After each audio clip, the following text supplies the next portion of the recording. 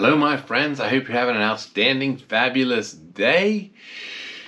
It is a rainy day here in Maryland. It's a little bit chilly, and I showed houses this morning, several houses, to a new client, new friend who has come from Colorado to Maryland. And now, no e-bike riding today, no spring chores, no outside work, so I'm making some videos. So I've made one video already about pools. Now I'm going to do something about interior, exterior improvements and where you're going to get your best bang for your buck. And then I'm going to do one on insurance, homeowners insurance, and then some e-bikes. But anyway, thank you all for tuning in. And if you have not, please smash the subscribe, click on the like, click on the bell. And thank you all for taking time out to watch. So today, my clients always ask me, my friends always ask me, hey, we're thinking about doing blah, blah, blah. What do you think about that? Is it worth it? And so this video is kind of for them and for other people, because what I'm telling you is in general applicable in every 50 states.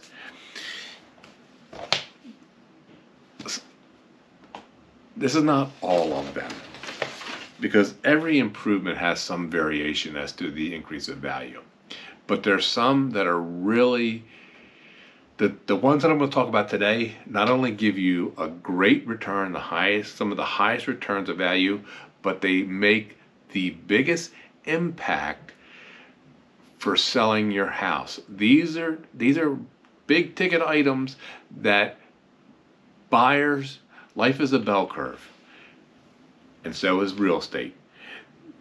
What I'm going to tell you is going to help attract those buyers, the most buyers right in that bell curve. And so your best interior, one of your best interior improvements that you can do for great return of value is your kitchen, a kitchen remodel. And again, like everything in life, it all depends where you live.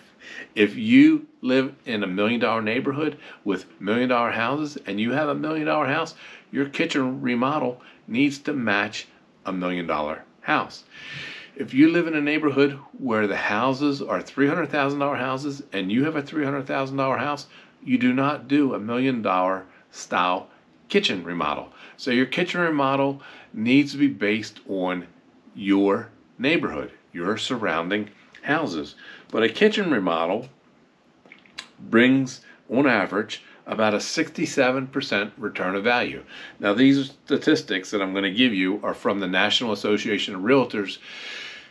They just did a study, research, or whatever, listing actually a ton of improvements from flooring to everything, landscaping, and the return. And so 67% is what they determine for a kitchen. Bathrooms do even better. I will say that when it comes to the wow factor, kitchens are a big wow factor for selling a house.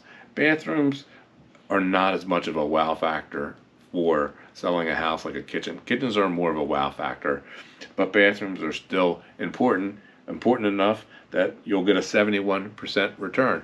And again, you live in $1 million neighborhood, $1 million houses, and you have $1 million house, your bathroom has to be a $1 million type remodel. Live in a $300,000 neighborhood, $300,000 house, your bathroom needs to fit a $300,000 house neighborhood. For the outside, believe it or not, wood deck, not a composite deck, a wood deck. When I just rebuilt my deck last year. It's about 700 square feet, and I didn't do composite because composite would have been probably 50% more. Composite deck and a composite rail. So a wood deck, you'll get an 81% return of value. Now, I live in a neighborhood, houses they range anywhere from 4 to 800,000. There's a mixture of wood decks and composite decks. So my wood deck is 100% fine.